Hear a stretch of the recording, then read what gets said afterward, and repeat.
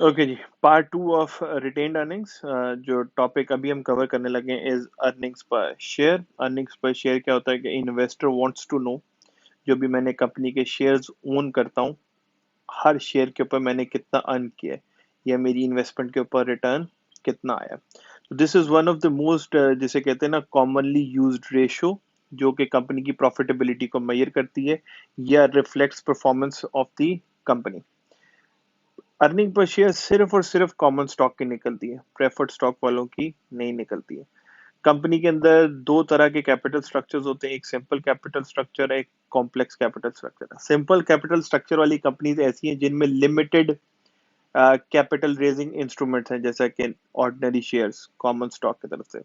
Date है, bonds आपने issue किए हुए, लेकिन वो नॉन कन्वर्टेबल है। कन्वर्टेबल मींस वो डेट आज डेट है, तो ये नहीं है कि 2 साल बाद उनके पास ऑप्शन है कि वो शेयर्स में कन्वर्ट हो सकते हैं। इसी तरह प्रेफर्ड स्टॉक तो है, लेकिन सिंपल वाले, नॉन कन्वर्टेबल वाले नहीं। Convertible is an option with those type of share holders या होल्डर्स ऑफ द इंस्ट्रूमेंट, जो कि इसको फ्यूचर में कन्वर्ट कर सकते हैं किसी और इंस्ट्रूमेंट के अंदर, या कोई और ऐसा वैल्यू एडेड फंक्शन फीचर उसमें ऐड हो जाता है जिससे वो और भी ज्यादा वैल्यूएबल हो जाते हैं। जबकि कॉम्प्लेक्स कैपिटल स्ट्रक्चर वाली ऐसे कंपनी जिनमें कॉम्प्लेक्स कैपिटल स्ट्रक्चर होता है, तो उसमें जो ज्यादातर सिक्योरिटीज होती हैं वो डाइल्यूटिव होती हैं। डाइल्यूटिव मींस अगर इस तरह की कोई सिक्योरिटी एग्जिस्ट करती है तो there is a chance that earning per share would be affected.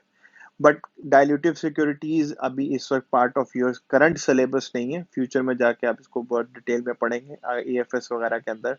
जैसा उसमें ऑप्शंस होते हैं, वारंट्स होते हैं, कन्वर्टेबल सिक्योरिटीज होती हैं। ये ऐसे इंस्ट्रूमेंट्स हैं जिनसे अर्निंग पर शेयर पे नेगेटिव इम्पैक्ट आ सकता है। That is why we call them dilutive securities. अच्छा, दोनों केसेस के अंदर अगर कंपनी के अंदर डाइल्यूटिव कैपिटल स्ट्रक्चर है तो उसके पास उसको दोनों तरह से अर्निंग पर शेयर शो करनी होती है, basic earning per share and diluted earning per share. To compute basic earning per share हम सिर्फ net income minus preferred dividend divided by weighted average number of common shares. अब तीनों चीजें क्या होती है मैं सेपरेटली डिस्कस कर लेता हूँ। अगर मैं नेट इनकम ले रहा हूँ तो net income means I am talking about net profit of the company, net profit of the company for the year, इसी साल के वाले की बात हो रही है, नंबर वन। जो प्रेफर्ड डिविडेंड्स लेते हैं तो प्रेफर्ड डिविडेंड्स में सिर्फ करंट ईयर के डिविडेंड्स लेते हैं।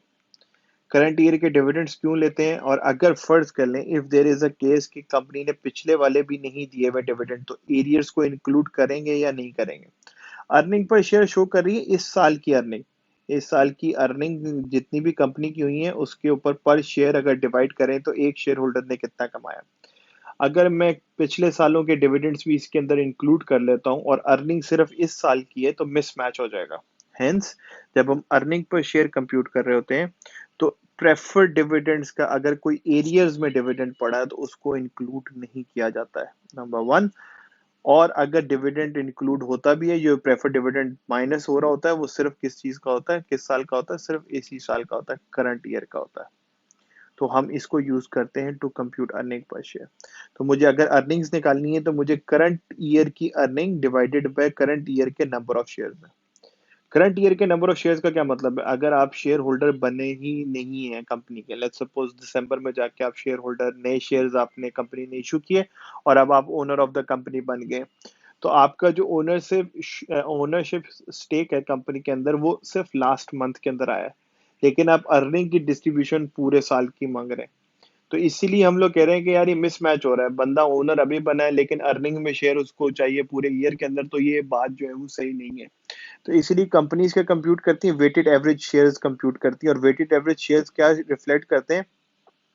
जितने महीने आप कंपनी में ओनर रहे सिर्फ उस पोर्शन को हम लोग रिफ्लेक्ट करते हैं as shares in the company.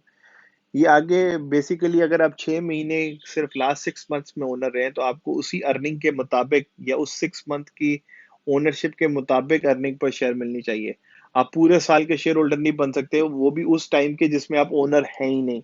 तो weighted average number of shares क्या कर लेते हैं, वो आपका टाइम वेटेड जो है आपकी ओनरशिप रिफ्लेक्ट कर रहे होते हैं कि ये इतने टाइम का ओनर था, इसलिए इतने नंबर ऑफ शेयर्स के मुताबिक इतने टाइम के मुताबिक इसकी अर्निंग पर शेयर ये होनी चाहिए।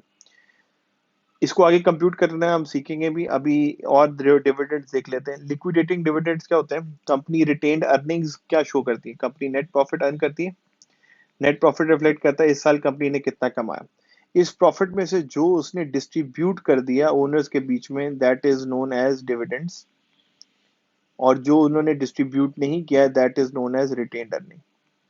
तो दोनों कहां से आ रहे हैं? नेट प्रॉफिट में से आ रहे हैं। जो प्रॉफिट में जो हिस्सा आपने बांट दिया सबके बीच में, डिवाइड कर दिए सबके बीच में, इज नोन एज डिविडेंड।